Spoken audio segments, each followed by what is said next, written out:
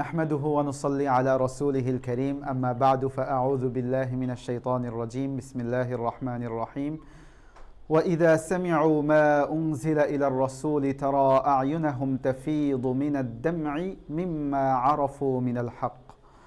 আল্লাহ রাব্বুল আলামিনের অসংখ্য শুকরিয়া জ্ঞাপন করছি যে মহান রব্বুল আলামিন আমাদেরকে পঞ্চম তারা বিশ্বাস করার তৌফিক দান করেছেন। আজকে আমরা ওয়া ইযা সামি'উ মা উনজিলা ইলার রাসূল থেকে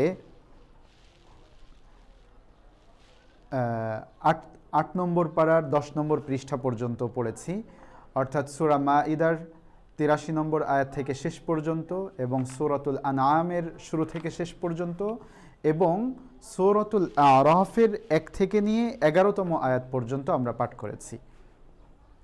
আমরা গতকালকে সূরাতুল মাঈদার কিছু অংশের কথা শুনেছিলাম, যেখানে আল্লাহ রাব্বুল আলামিন আমাদেরকে বিভিন্ন বিষয়ে অঙ্গীকার পূরণ এবং শারঈ আইনের ব্যাপারে বলেছেন। ইসলাম যদি রাষ্ট্রে ক্ষমতায় থাকে তাহলে ইসলাম কিভাবে শাসন কার্য পরিচালনা করবে সেই বিষয়গুলো আল্লাহ রাব্বুল আলামিন সূরাতুল মাঈদায় বলেছেন। আমরা সকলেই জানি যে সূরাতুল মাঈদা হচ্ছে কোরআনে নাজিলকৃত সর্বশেষ সূরাসমূহের একটি, অর্থাৎ এটা হচ্ছে নাজিলের ধারাবাহিকতায় ১১২তম সূরা। আর এই সূরার মধ্যেই সর্বশেষ আয়াত কারো কারো মতে আছে, সেটা হচ্ছে আল ইয়াউমা আকমালতু লাকুম দীনাকুম ওয়া আতমামতু আলাইকুম নি'মাতি ওয়া রাদিতু লাকুমুল ইসলামা দীনা, যেখানে আল্লাহ রাব্বুল আলামিন বলেন যে আজ আমি তোমাদের উপরে আমার দ্বীনকে পরিপূর্ণ করলাম এবং আমার নিয়ামতকে তোমাদের উপরে পরিপূর্ণ করলাম। তো সেই সূরাতুল মাঈদার ধারাবাহিকতায় আমরা বলছিলাম যে মুসলিমদের সবচেয়ে নিকটতম হচ্ছে খ্রিস্টানরা, যারা আহলে কিতাব এবং তাদের কিতাবকে তারা অনুসরণ করে। কারণ খ্রিস্টানরা বা আহলে কিতাব নাসারারা যখন তারা তাদের কিতাবকে অনুসরণ করে তখন তারা কোরআনের খুব কাছে চলে আসে এবং তারা কোরআনকে মেনে নেয়। আল্লাহ রাব্বুল আলামিন প্রথম আয়াতে বলছেন ওয়া ইযা সামি'উ, আর যখন তারা শুনতে পায় মা উনজিলা ইলার রাসূল, রাসূলের প্রতি যা নাজিল করা হয়েছে, তারা আ'য়ুনাহুম, তাদের চোখগুলোকে তুমি দেখবে তাফীদু মিনাদ দাম'i, অশ্রুতে সিক্ত হয়, মিম্মা আরাফু মিনাল হক, কারণ তারা সত্য জানতে পেরেছে। প্রিয় মুসল্লি ভাইয়েরা, আপনারা অনেকেই হয়তো এমন ধরনের ভিডিও দেখেছেন যেই ভিডিওতে কেউ একজন ইসলাম গ্রহণ করছে এবং সে যখন কালিমাতুশ শাহাদা পাঠ করছে তখন সে কান্না করে দিচ্ছে। আমরা হয়তো বুঝতে পারি না, আমরা জন্ম থেকে মুসলিম হওয়ার কারণে, যে একটা মানুষ একটা সত্য জিনিস রিসিভ করছে তো কান্না করবে কেন। কিন্তু প্রিয় ভাইয়েরা, একটা সত্য জিনিস অ্যাকসেপ্ট করার একটা আনন্দ আছে এবং যেই আনন্দে কেউ হাসতে পারে না, অটোমেটিক অবলীলায় তার চোখ দিয়ে অঝরে কান্নার রোল বেয়ে যায়। আমি অনেক দেখেছি। এইটা কিসের কান্না? আল্লাহ রাব্বুল আলামিন বলছেন মিম্মা আরাফু মিনাল হক, কারণ তারা সত্যকে বুঝতে পেরেছে। সত্যকে বোঝার একটা ব্যাকুল একটা কান্না আছে। ইয়াকুলুন, তারা বলে রব্বানা আমান্না, হে আমাদের প্রভু আমরা ঈমান এনেছি। আমরা যদি ভুলে না যাই, এটা কাদের ব্যাপারে বলা হচ্ছে? খ্রিস্টানদের যারা পাদ্রী, যারা যাজক, যারা বিজ্ঞজন, তাদের ব্যাপারে বলা হচ্ছে। তারা বলে হে আমাদের রব আমরা ঈমান এনেছি, ফাকতুবনা মা'আশ শাহিদিন, অতএব আমাদেরকে সাক্ষ্যদাতাদের সাথে আমাদের তালিকাভুক্ত করুন, আমাদেরকে সাক্ষ্যদাতাদের তালিকাভুক্ত করুন। আমরা তো সাক্ষী দিয়েছি, তাই না? তাহলে আমরা সাক্ষীদাতা। তারাও বলে যে আমাদেরকেও সাক্ষীদাতাদের তালিকাভুক্ত করুন। সুবহানাল্লাহ। তারা বলে ওয়ামা লানা লা নুমিনু বিল্লাহ, আমাদের কি হয়েছে যে আমরা ঈমান আনবো না, ওয়ামা জাআনা মিনাল হক, এবং আমাদের কাছে যা এসেছে সেটা তো সত্য, ওয়া নাতমাউ আইয়ুদখিলানা, আমরা তো বরং আশা করি আল্লাহ যেন আমাদেরকে প্রবেশ করান, রব্বুনা, আমাদের রব, মাআল কওমিস সালিহিন, সৎকর্মশীলদের সাথে। যারা এমনটি বলে খ্রিস্টানদের মধ্যে, তাদেরকে আল্লাহ তাআলা কি প্রতিদান দেন? তাদের ঈমানকে আল্লাহ তাআলা গ্রহণ করেন না? অবশ্যই গ্রহণ করেন।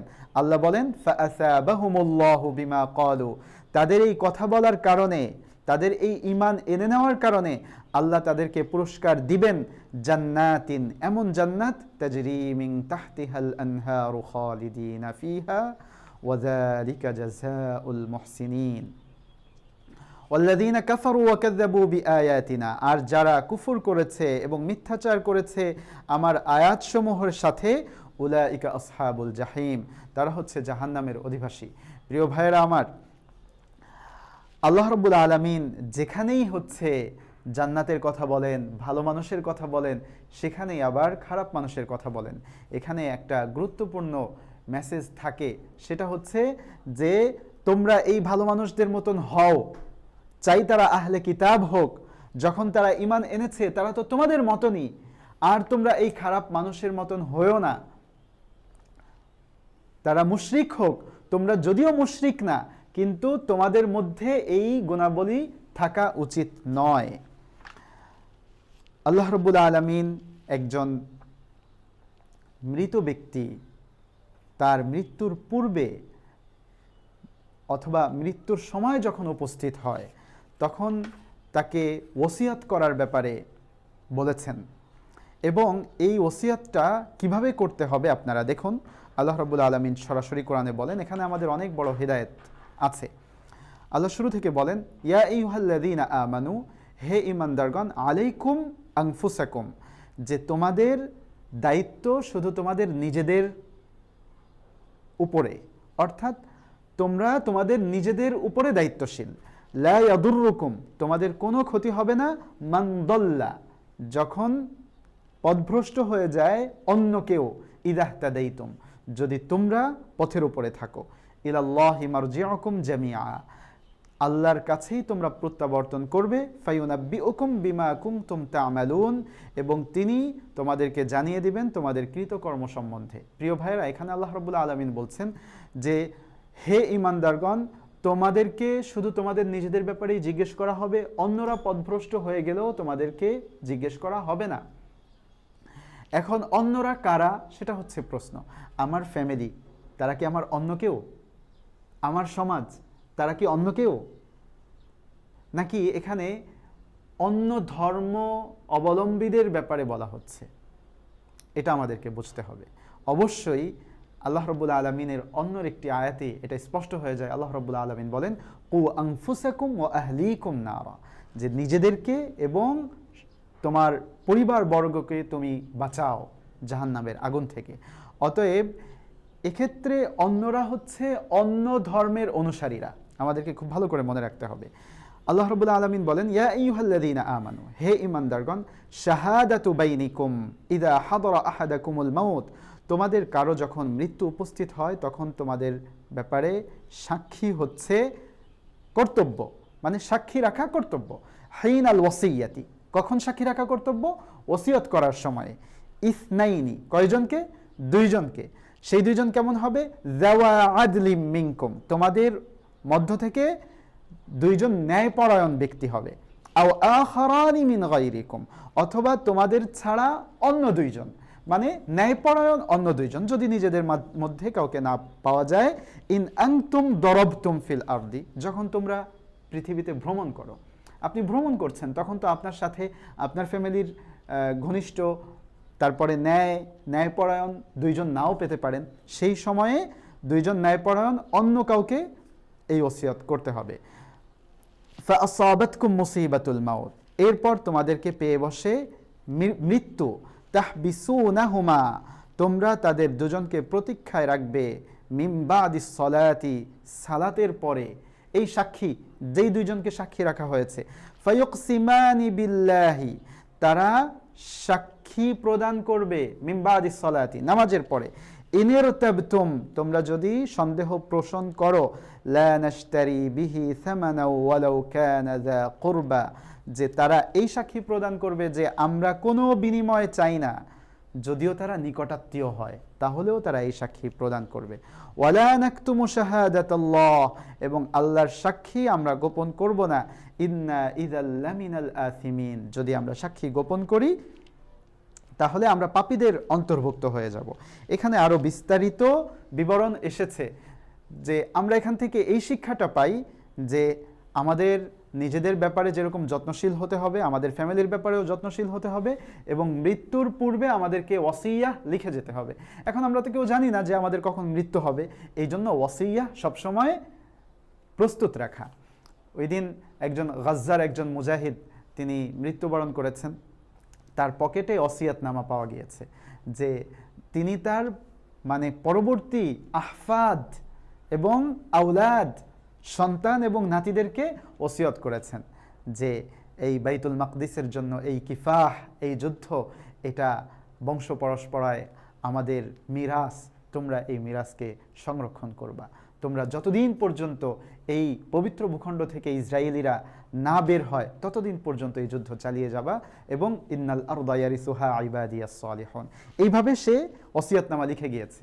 সে তো যুবক ছিল, সে তো মনে করতে পারতো যে আমি তো আরো অনেক বড় একটা হায়াত পাবো, কিন্তু সেই হায়াতের সে অপেক্ষা করে নাই, সে ওসিয়তনামা লিখে গিয়েছে।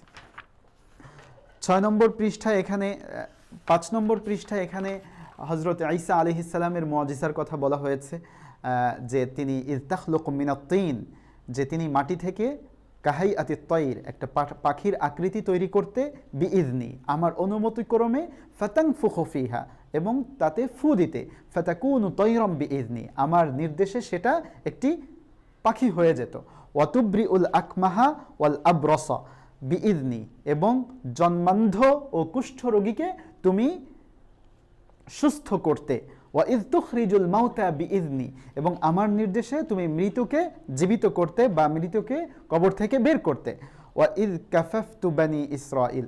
এই যে এই কয়েকটা, একটা হচ্ছে পাখি থেকে পাখি তৈরি করতে পারা, বা পাখিটা তার ফু দেওয়ার সাথে সাথেই উড়তে পারা, এরকম হওয়া, এবং কুষ্ঠ ও জন্মান্ধকে রোগ থেকে আরোগ্য দেয়া, এবং মৃতকে জীবিত করা। এই তিনটা ছিল হচ্ছে ঈসা আলাইহিস সালামের বিশেষ মুআজিজা। তো এই মুআজিজাগুলো দিয়ে আল্লাহ রাব্বুল আলামিন ঈসা আলাইহিস সালামকে পাঠিয়েছিলেন। এবং আরেকটা মুআজিজার কথা এর পরের পৃষ্ঠায় এসেছে, যেই আয়াতের কারণে এই সূরার নাম মাঈদা নামকরণ করা হয়েছে। ওয়াইয ক্বালা ঈসা ইবনু মারইয়াম আল্লাহুম্মা রাব্বানা আনজিল আলাইনা মাঈদাতাম মিনাস সামা। তখন ঈসা আলাইহিস সালামের সম্প্রদায় বলল, তুমি যদি সত্য নবী হয়ে থাকো তাহলে আমাদেরকে একটা খাদ্য ভর্তি খাঞ্চা আকাশ থেকে নামিয়ে দাও, আমরা খাবো এবং তোমার উপর ঈমান আনবো। তখন তিনি দোয়া করলেন এবং খাদ্য ভর্তি খাঞ্চা তাদের জন্য আসলো। সেই আয়াত এখানে বর্ণিত হয়েছে। একেবারে সব শেষ আয়াতে আল্লাহ রাব্বুল আলামিন বলেন যে মা কুলতু লাহুম ইল্লা মা আমারতানি বিহি, হে আমার প্রভু, ঈসা আলাইহিস সালামের ভাষ্য নকল করছেন। সেদিন ঈসা আলাইহিস সালাম বলবেন যে হে আমার প্রভু, আমি তো তাদেরকে আপনি যা আদেশ করেছেন তার বাইরে কিছু বলিনি। অকুংতু আলাইহিম শাহীদাম মা দুমতু ফীহিম, এবং আমি যতদিন বেঁচে ছিলাম আমি তো তাদের ব্যাপারে প্রত্যক্ষদর্শী ছিলাম। ফালাম্মা তাওয়াফাইতানি, আপনি যখন আমাকে মৃত্যুদান করেছেন, কুনতা আনতার রাকিবা আলাইহিম, আপনি ছিলেন পর্যবেক্ষক, ওয়া আনতা আলা কুল্লি শাইইন শাহীদ, এবং আপনি সব কিছুর ব্যাপারে প্রত্যক্ষদর্শী। ইন তুআযিবহুম, আপনি যদি তাদেরকে শাস্তি দেন, ফা ইন্নাকা আনতাল আজিজুল হাকিম, আফান ইন তুআযিবহুম ফা ইন্নাহুম ইবাদুক, যদি আপনি তাদেরকে শাস্তি দেন তাহলে তারা আপনার বান্দা, ওয়া ইন তাগফির লাহুম, আর যদি আপনি তাদেরকে ক্ষমা করে দেন, ফা ইন্নাকা আনতাল আজিজুল হাকিম। ঈসা আলাইহিস সালাম যে তার জাতির জন্য ক্ষমা প্রার্থনা করেছেন, এটা কিন্তু কোরআনে আছে। কিন্তু এই কোরআনের আয়াতটা কাদের ব্যাপারে বাস্তবায়ন হবে সেটা এর পরের আয়াতে বোঝা যাচ্ছে। ক্বালা আল্লাহু হাযা, আল্লাহ বলেছেন, ইয়াউমু ইয়ানফাউস সাদিকিনা সিদকুহুম, এটা হচ্ছে এমন একটি দিন যেই দিন সত্যবাদীদের সত্যবাদিতা তাদের উপকারে আসবে। লাহুম জান্নাত, তাদের জন্য রয়েছে জান্নাত, তাজরি মিন তাহতিহাল আনহারু খালিদিনা ফিহা। এখন ধরুন আজকে যারা খ্রিস্টান তারা মনে করে যে ঈসা আলাইহিস সালাম তাদের জন্য পাপমোচন করেছেন, কিন্তু ব্যাপার হলো যে এই পাপমোচনটা আল্লাহ রাব্বুল আলামিন কতটুকু কবুল করেছেন। যারা ঈসা আলাইহিস সালামকে সত্যরূপে মেনে নিয়েছে এবং পরবর্তীতে নবী মুহাম্মদ সাল্লাল্লাহু আলাইহি ওয়াসাল্লামকে অনুসরণ করেছে, তাদের ব্যাপারে এটা বাস্তবায়ন হবে, তারা হচ্ছে এই ক্ষমাটা পাবে। ইয়াউমা ইয়ানফাউস সাদিকিনা সিদকুহুম, তারা ছাড়া অন্যরা ঈসা আলাইহিস সালামের এই দোয়ার ভাগীদার হবে না। অতএব খ্রিস্টান ভাইয়েরা যদি ক্ষমা পেতে চায়, ঈসা আলাইহিস সালামের দোয়ার ভাগীদার যদি সে হতে চায়, তাহলে অবশ্যই তাকে ইসলাম আনয়ন করতে হবে। আল্লাহ রাব্বুল আলামিন আমাদের সকলকে মুমিন হওয়ার তৌফিক দান করেন। এরপরে আমরা সূরাতুল আনআম পড়েছি। সূরাতুল আনআমে তাওহীদ, রিসালাহ, আখিরা এবং শিরকের ব্যাপারে গুরুত্বপূর্ণ বয়ান এখানে আল্লাহ রাব্বুল আলামিন আমাদের সামনে উপস্থাপন করেছেন। আল্লাহ রাব্বুল আলামিন এর প্রিয় হাবিব সাল্লাল্লাহু আলাইহি ওয়াসাল্লাম যখন দাওয়াতের ময়দানে এত বেশি কষ্ট পাচ্ছিলেন যে নিজে আর ধৈর্য ধারণ করতে পারছিলেন না, তখন আল্লাহ রাব্বুল আলামিন সূরাতুল আনআম অবতীর্ণ করে তাকে সান্ত্বনা প্রদান করেন। সূরাতুল আনআম এমন একটা প্রেক্ষাপটে অবতীর্ণ হয়েছিল যেখানে মক্কার সকল কাফের মুশরিকরা একত্র হয়ে আবু তালেবের কাছে বলছিল যে, হে আবু তালেব, তোমার ভাতিজাকে ডাকো, জিজ্ঞেস করো যে সে কি চায়। যদি সে কোনো সুন্দরী মেয়েকে বিবাহ করতে চায়, তাহলে আমাদের মধ্যে সমস্ত আরবের মধ্যে সবচেয়ে সুন্দর নারীকে আমরা তাকে প্রদান করব। যদি সে ক্ষমতা চায়, তাহলে আমরা তাকে একটা অঞ্চল দিয়ে দিব, সে ক্ষমতা সেখানে প্র্যাকটিস করবে। যদি সে আমাদের নেতা হতে চায়, তাহলে আমরা তাকে আমাদের নেতা বানাবো, কিন্তু আমাদের প্রতিমাদের প্রতি সে যে কুৎসা, সে যে নিন্দা করছে, এগুলো থেকে তাকে বিরত হতে বলো। তো এখানে কয়েকটি প্রস্তাব আমরা লক্ষ্য করতে পারছি। একটা হচ্ছে অধিকাংশের শাসন, আর একটা হচ্ছে জাতীয় শাসন, যে তুমি যদি কোনো ভূখণ্ড চাও আমরা তোমাকে দিয়ে দিব। আরেকটা হচ্ছে কেরিয়ার ভিত্তিক যেই শাসন। আমাদের এখন রাজনীতিটা, আমাদের দেশের রাজনীতি এবং সারা বিশ্বের যেই রাজনীতি, এই রাজনীতি আপনাদের কি মনে হয় কেউ কি রাজনীতি সমাজসেবার জন্য করে? কেউ এখন রাজনীতি সমাজসেবার জন্য করে না। রাজনীতিটা এখন একটা কেরিয়ারে রূপান্তর হয়েছে। কে কত বড় দালাল হয়ে বিদেশিদেরকে সন্তুষ্ট করে নিজের ব্যাংক ব্যালেন্সকে বাড়াতে পারে, এরকম একটা কেরিয়ার ভিত্তিক রাজনীতি বর্তমান রাজনীতি পরিণত হয়েছে। তো আল্লাহ রাব্বুল আলামিন তার প্রিয় হাবিবের সামনে কাফের মুশরিকরা যে সবগুলো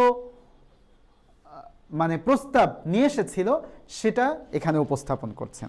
এবং আল্লাহ রাব্বুল আলামিন এখানে বলেন যে, যদি তুমি অধিকাংশ লোকের অনুসরণ করো, তাহলে তারা তোমাকে পথভ্রষ্ট করবে। এই ধরনের একটি আয়াত আল্লাহ রাব্বুল আলামিন এখানে বলেছেন। আমরা সেদিকে যাব। তো আমরা একটু শুরুর দিকে যাই। আল্লাহ রাব্বুল আলামিন এখানে আমাদেরকে পৃথিবীতে ভ্রমণ করার নির্দেশ দিয়েছেন, কারণ ভ্রমণ করলে আমরা কাফের মুশরিকদের অবস্থা সম্বন্ধে জানতে পারব। আল্লাহ রাব্বুল আলামিন এখানে আমাদেরকে আল্লাহর যেই নসিহতগুলো আছে সেগুলো ভুলে গেলে তিনি যে আযাবে পাকড়াও করবেন, সে ব্যাপারে আমাদেরকে সতর্ক করেছেন। আল্লাহ রাব্বুল আলামিন 14 নম্বর পৃষ্ঠায় বলেন যে, গায়েবের চাবিসমূহ আল্লাহর কাছে, অতএব গায়েব কেউ জানে না। এখানে 17 নম্বর পৃষ্ঠায় আল্লাহ রাব্বুল আলামিন বলেন যে, আল্লাযীনা আমানু ওয়া লাম ইয়ালবিসু ঈমানাহুম বিযুলমিন উলাইকা লাহুমুল আমন, যারা ঈমান এনেছে এবং তাদের ঈমানের সাথে জুলুম অর্থাৎ শিরককে মিশ্রিত করেনি, তাদের জন্যই নিরাপত্তা এবং তারা সুপথপ্রাপ্ত। 18 নম্বর পৃষ্ঠায় এখানে হযরত ইব্রাহিম আলাইহিস সালামের সেই বিখ্যাত ঘটনা বিবৃত হয়েছে, যেখানে আল্লাহ রাব্বুল আলামিন বলেন, 16 নম্বর পৃষ্ঠায়, যেখানে আল্লাহ রাব্বুল আলামিন বলেন যে, ইব্রাহিম যখন চাঁদ দেখল, সে বলল যে এটা আমার রব, এবং চাঁদ যখন অস্তমিত হলো, তখন সে বলল, যে অস্তমিত যায় সে তো নিজেই পথহারা, সে আমাকে কিভাবে পথ দেখাবে। এরপরে সে সূর্য দেখল, এরপরে পরিশেষে সে বলল যে, ইন্নী ওয়াজ্জাহতু ওয়াজহিয়া লিল্লাযী ফাতারাস সামাওয়াতি ওয়াল আরদা হানিফা, আমি আমার মুখকে নিশ্চয়ই তার দিকে ফেরাচ্ছি যিনি আসমান জমিন, এই চন্দ্র সূর্য সব কিছুকে সৃষ্টি করেছেন। তিনি বুঝতে পেরেছিলেন যে এই সব কিছু সৃষ্টি, আর সৃষ্টি সঠিক পথ প্রদর্শন করতে পারে না। 18 নম্বর পৃষ্ঠায় আল্লাহ রাব্বুল আলামিন বলেন যে, মানুষের যখন মৃত্যুর সময় হবে, ফেরেশতারা যখন তাদের হাত তাদের দিকে এই বলে প্রসারিত করে দিবেন যে, আখরিজু আনফুসাকুম, তোমরা তোমাদের প্রাণগুলো বের করে দাও, আল ইয়াউমা তুজজাউনা আযাবাল হুনি বিমা কুনতুম তাকুলুনা আলাল্লাহি গায়রাল হাক্কি ওয়া কুনতুম আন আয়াতিহি তাস্তাকবিরুন, আজকে তোমাদের কৃতকর্মের প্রতিদান দেওয়া হবে। এইটা বলে যখন ফেরেশতারা হাত বাড়িয়ে দিবে, তখন কেউ আর মৃত্যুর হাত থেকে বাঁচতে পারবে না। এরপরে আল্লাহ রাব্বুল আলামিন বিভিন্ন কুদরতের কথা বলেন, যে একটা বীজ থেকে তাকে বিদীর্ণ করে, একটা আঁটি বিদীর্ণ করে আল্লাহ রাব্বুল আলামিন কিভাবে সেখান থেকে হচ্ছে শস্য উৎপাদন করেন, সেই বিষয়গুলো আল্লাহ রাব্বুল আলামিন বলেন। আল্লাহ রাব্বুল আলামিন এখানে বলেন যে লা তুদরিকুহুল আবসার ওয়া হুয়া ইউদরিকুল আবসার, 20 নম্বর পৃষ্ঠাতে, যে আল্লাহ সকলের দৃষ্টিকে ভেদ করতে পারেন, কিন্তু তোমরা কেউ আল্লাহকে দেখতে পারো না। আমরা দুনিয়ার চোখে আল্লাহকে দেখতে পারবো না। আল্লাহ রাব্বুল আলামিন এখানে কসম করে কিছু কথা বলেছেন, যেগুলোর ব্যাপারে আমাদের খুবই গুরুত্ব সহকারে স্মরণ রাখতে হবে। এখানে হালাল খাবার এবং হারাম খাবার নিয়ে বিস্তারিত আলোচনা হয়েছে। হালাল খাবার হচ্ছে তাই যা আল্লাহ রাব্বুল আলামিন হালাল করেছেন এবং যেটাকে আল্লাহর নামে জবেহ করা হয়েছে। আল্লাহ রাব্বুল আলামিন এখানে বলেন যে তোমরা যদি অধিকাংশ মানুষের মতের অনুসরণ করো তাহলে তোমরা পথভ্রষ্ট হবে, কারণ অধিকাংশ মানুষ হচ্ছে না বুঝে কথা বলে। এখানে গণতন্ত্রের অসারতা সুস্পষ্টভাবে আল্লাহ রাব্বুল আলামিন পরিষ্কার করে দিয়েছেন, কারণ সেখানে অধিকাংশ ব্যক্তিদেরকে মূল্যায়ন করা হয়, সেখানে এটা বিবেচনা করা হয় না যে তারা বিজ্ঞজন নাকি অজ্ঞজন। সর্বশেষ এর দিকে হজরত ইব্রাহিম আলাইহিস সালামের একটি ভাষ্য এইভাবে উচ্চারিত হয়েছে যে বলো, নিশ্চয়ই আল্লাহ আমাকে হেদায়েত দিয়েছেন সুদৃঢ় পথের দিকে, দীনান কিয়ামান, যেটা হচ্ছে একটি প্রতিষ্ঠিত দিন, মিল্লাতা ইব্রাহিম, ইব্রাহিমের একনিষ্ঠ ধর্ম, ওমা কানা মিনাল মুশরিকিন, এবং তিনি মুশরিক ছিলেন না। কুল, আপনি বলুন, ইন্না সলাতি, আমার নামাজ, অনুসুকি, এবং আমার আত্মত্যাগ, ওমাহিয়ায়া ওমামাতি, আমার জীবন এবং মরণ, লিল্লাহি রব্বিল আলামিন, জগৎসমূহের রব আল্লাহ রব্বুল আলামিনের জন্য।